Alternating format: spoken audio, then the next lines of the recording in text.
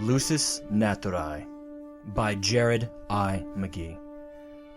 Mark couldn't quite look her in the eyes. After 5 years, admitting his failures here and now was far more difficult than he'd ever thought it could be. He loved her. He did. That much was apparent to him. But he knew that there was no going back to the love that they'd shared up until today. No, not today. It had been at least a year since last they'd shared the same life.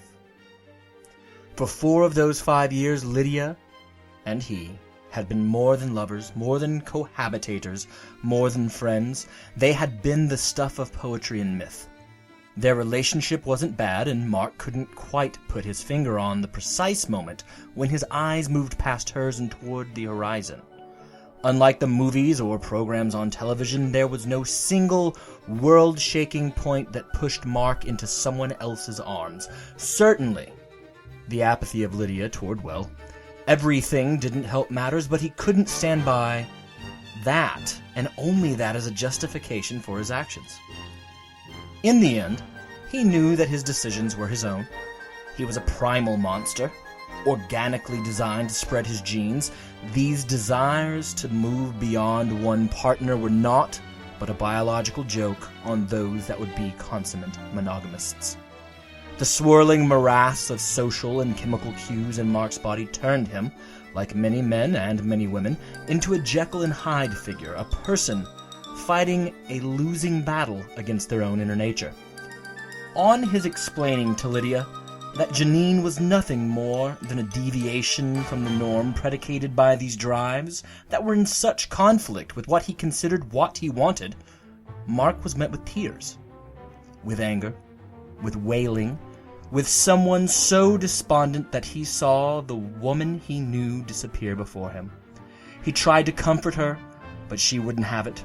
She would not let him touch her. The last words she screamed at him as she left, never even to return for her belongings, would define him for the remainder of his life. They would serve as the underpinnings for every relationship he would have with a woman until his death. "You're a monster, Mark! A goddamn monster!" And so he was. And so he ever would be. You have just been listening to an original short story, Lusus Naturae, by Jared I. McGee. The track behind the short story is Camille Saint-Saëns' Danse Macabre by Kevin MacLeod, and is being used under a Creative Commons Attribution Share-alike license.